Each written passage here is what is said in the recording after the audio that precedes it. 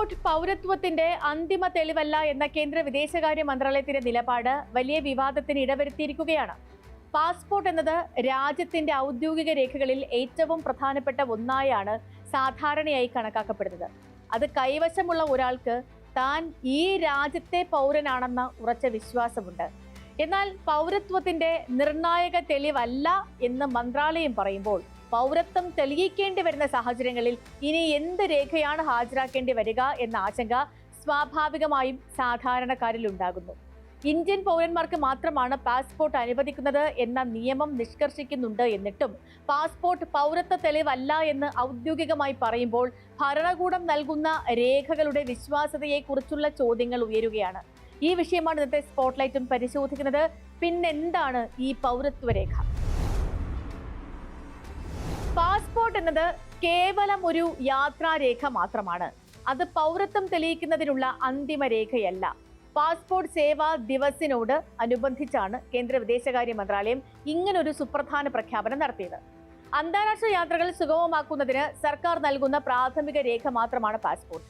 കൂടാതെ പാസ്പോർട്ട് കൈവശം വയ്ക്കുന്ന വ്യക്തിക്ക് അതിന്മേൽ പൂർണ്ണ ഉടമസ്ഥാവകാശമില്ലെന്നും സർക്കാർ ആവശ്യപ്പെടുന്ന പക്ഷം ഇത് തിരികെ സമർപ്പിക്കാൻ കൈവശക്കാരൻ ബാധ്യസ്ഥനാണെന്നും മന്ത്രാലയം സൂചിപ്പിക്കുന്നുണ്ട്.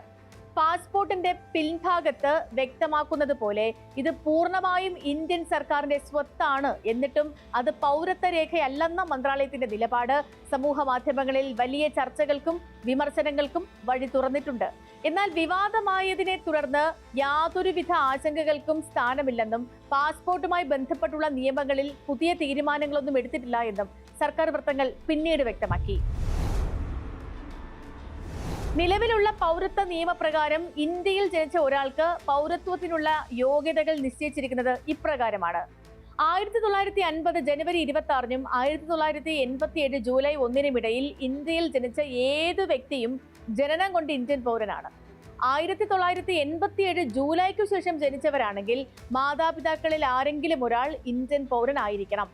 2004 ഡിസംബർ 3-ന് ശേഷം ജനിച്ചവരാണെങ്കിൽ മാതാപിതാക്കൾ രണ്ടുപേരും ഇന്ത്യൻ പൗരന്മാരായിരിക്കണം. അല്ലെങ്കിൽ ഒരാൾ ഇന്ത്യൻ പൗരനും മറ്റേയാൾ രാജ്യത്തെ നിയമവിരുദ്ധ കുടിയേറ്റക്കാരനാകാനും പാടില്ല.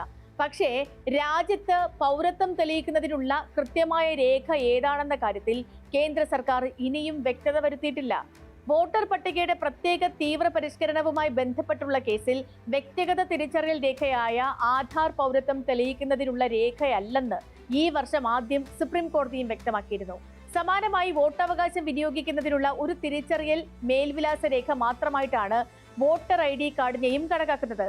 ഇതും പൗരത്വ രേഖയുടെ പരിധിയിൽ വരുന്നതല്ല. അതേസമയം വോട്ടർ പട്ടിക പുതുക്കൽ പ്രക്രിയയിൽ വോട്ടർമാർക്ക് യോഗ്യത തെളിയിക്കാനുള്ള 12 പ്രധാന രേഖകളിൽ ഒന്നായി ഇന്ത്യൻ പാസ്പോർട്ട് ഉൾപ്പെടുത്തിയിട്ടുമുണ്ട്.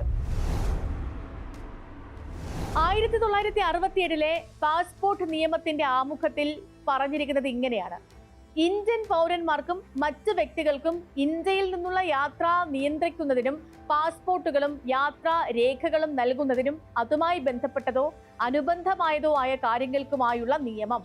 അതായത് ആമുഖത്തിലും തുടർന്നും ഇന്ത്യൻ പൗരന്മാർക്കുള്ള രേഖയാണ് ഇതെന്ന് എടുത്തു പറയുന്നു. പാസ്പോർട്ടുകളെ കുറിച്ചുള്ള പുതിയ ഔദ്യോഗിക നിലപാട് വിദേശ സർക്കാരുകളെയും വിഷമസന്ധിയിലാക്കാൻ സാധ്യതയുണ്ട്. എല്ലാ പരമാധികാര രാജ്യങ്ങളും ഒരു വ്യക്തിയുടെ ദേശീയത പരിശോധിക്കുന്നതും അംഗീകരിക്കുന്നതും അവരുടെ പാസ്പോർട്ടിനെ അടിസ്ഥാനമാക്കിയാണ്. അവർ പരസ്പരം ആ സാക്ഷ്യപ്പെടുത്തൽ സമ്മതിക്കുകയും പാസ്പോർട്ട് ഉടമകളെ അതിർത്തി കടന്ന യാത്ര ചെയ്യാൻ അനുവദിക്കുകയും ചെയ്യുന്നു. ഈ പാസ്പോർട്ടിനെ വിമാന കമ്പനികൾ അംഗീകരിക്കുന്നു. രാജ്യാതിർത്തികളിലെ കാവൽ സേനകൾ അംഗീകരിക്കുന്നു. വിസ കിട്ടാനും വിവിധ രാജ്യങ്ങളിലെ ഇമിഗ്രേഷൻ അധികൃതരെ ബോധ്യപ്പെടുത്താനും ഇത് മതി. ഇന്ത്യൻ പൗരന്മാർക്ക് വിദേശത്ത് നയതന്ത്ര പരിരക്ഷ ഉറപ്പാക്കുന്ന ഔദ്യോഗിക രേഖയാണ് ഇന്ത്യൻ പാസ്പോർട്ട്. വിദേശ സർക്കാരുകൾ ഇതിന്റെ ഉടമ ഇന്ത്യൻ പൗരനാണെന്ന് മടികൂടാതെ സമ്മതിക്കുന്നു. ഇതിൽ നിന്ന് പൗരത്വത്തെ ഒഴിവാക്കിയാൽ പാസ്പോർട്ടിന് വിലയില്ലാതാകുമോ? ഈ ഒരു ചോദ്യവും ഉയർന്നു വരികയാണ്. എന്റെ കൈവശം വോട്ടർ ID കാർഡ് ഉണ്ട്, പക്ഷേ അതൊരു പൗരത്വ തെളിവല്ല. എന്റെ കൈവശം പാൻ കാർഡ് ഉണ്ട്, അതും പൗരത്വ തെളിവല്ല. എന്റെ കൈവശം പാസ്പോർട്ട് ഉണ്ട്, എന്നാൽ അതുപോലും പൗരത്വത്തിന്റെ തെളിവല്ലെന്നാണ് പറയുന്നത്. അങ്ങനെയെങ്കിൽ എനിക്ക് ആരാണ് പൗരത്വ സർട്ടിഫിക്കറ്റ് നൽകുക? പ്രമുഖ മാധ്യമപ്രവർത്തകൻ രാജ്ദീപ് സർദേശായി ഈ വിഷയത്തിൽ എക്സിൽ കുറിച്ചത് ഇങ്ങനെയാണ്: കോൺഗ്രസ് വക്താവ് സുപ്രിയ ശ്രീനേത് ചോദിച്ചത് ആധാർ പൗരത്വം തെളിയിക്കുന്നതിനുള്ള രേഖയല്ലെന്ന് കേന്ദ്രം നേരത്തെ പറഞ്ഞു. വോട്ടർ ഐ ഡിയും പൗരത്വ രേഖയല്ലെന്ന് വ്യക്തമാക്കി. ഇപ്പോൾ പാസ്പോർട്ടും പൗരത്വ രേഖയല്ലെന്ന് പറയുന്നു. അപ്പോൾ പിന്നെ ഒരാൾ ഇന്ത്യൻ പൗരനാണ് എന്ന് തെളിയിക്കുന്നത് എങ്ങനെയാണ്? മോദിയുടെ കാൽ ചുംബിക്കണോ? അതോ BJPയിൽ അംഗത്വം എടുക്കണോ? അതിന്റെ രേഖ വേണമോ? പാസ്പോർട്ട് പൗരത്വ രേഖ അല്ലെങ്കിൽ പിന്നെ ഏത് രേഖയാണ് പൗരത്വം തെളിയിക്കാൻ ഉപയോഗിക്കേണ്ടത് എന്ന് മുതിർന്ന നേതാവും രാജ്യസഭാ എംപിയുമായ കപിൽ സിബലും ചോദ്യം ഉന്നയിച്ചു. വിഷയം സുപ്രീം കോടതിയുടെ പരിഗണനയ്ക്ക് വിടണമെന്നും അദ്ദേഹം ആവശ്യപ്പെട്ടിട്ടുണ്ട്. കേന്ദ്ര സർക്കാർ നിലപാട് ആശയക്കുഴപ്പം സൃഷ്ടിക്കുന്നതാണ് എന്ന് AIMIM നേതാവ് അസദുദ്ദീൻ ഉവൈസിയും പറഞ്ഞു. പാസ്പോർട്ട് ആക്ടിലെ സെക്ഷൻ 6(2)A ഉപവകുപ്പ് പറയുന്നത് ഒരാൾക്ക് പാസ്പോർട്ട് അനുവദിക്കാമെങ്കിൽ നിർബന്ധമായും ഇന്ത്യൻ പൗരനായിരിക്കണമെന്നാണ്. സർക്കാർ നിലപാട് ഇതിന് ഘടകവിരുദ്ധമാണ്. വിദേശ രാജ്യങ്ങളിൽ പൗരത്വ രേഖ ആവശ്യപ്പെട്ടാൽ ഇന്ത്യക്കാർ എന്താണ് നൽകേണ്ടതെന്നും ഉവൈസി ചോദിക്കുന്നു. ഈ വിവാദം ഉയർന്നു വരുന്ന സാഹചര്യം നിങ്ങൾ ശ്രദ്ധിക്കണം. തിരഞ്ഞെടുപ്പ് കമ്മീഷന്റെ പ്രത്യേക തീവ്ര വോട്ടർ പട്ടിക പുതുക്കലിൽ നിന്നും ഒഴിവാക്കപ്പെട്ട വ്യക്തികൾക്ക് പൗരത്വം തെളിയിക്കാൻ പാസ്പോർട്ട് ഉപയോഗിക്കാമോ എന്ന ചോദ്യമാണ് ഈ വിശദീകരണത്തിലേക്ക് എത്തിയത്. അതായത് ദേശീയ പൗരത്വ രജിസ്റ്റർ, ദേശീയ ജനസംഖ്യാ രജിസ്റ്റർ തുടങ്ങിയ വിഷയങ്ങൾ ചർച്ചയാകുന്ന സാഹചര്യത്തിലാണ് ഇത്തരമൊരു നിലപാട് വരുന്നത് എന്നത് ശ്രദ്ധേയമാണ്.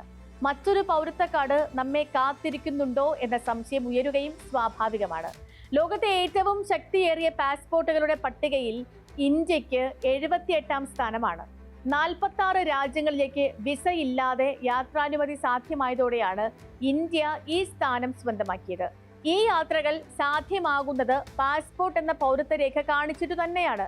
പക്ഷേ സ്വന്തം പാസ്പോർട്ടിനെ ദേശീയതയുടെ തെളിവായി ഇന്ത്യക്കു തന്നെ പൂർണ്ണമായും വിശ്വസിക്കാൻ കഴിയുന്നില്ലെങ്കിൽ മറ്റാരെങ്കിലും അത് വിശ്വസിക്കണമെന്ന് പറഞ്ഞത് എങ്ങനെയാണ്? ഈ ചോദ്യം ഉയരേണ്ടതല്ലേ? സ്പോട്ട്ലൈറ്റിൽ മറ്റൊരു വിഷയമായി നാളെ വീണ്ടും ഇതേ സമയം കാണാം. നമസ്കാരം.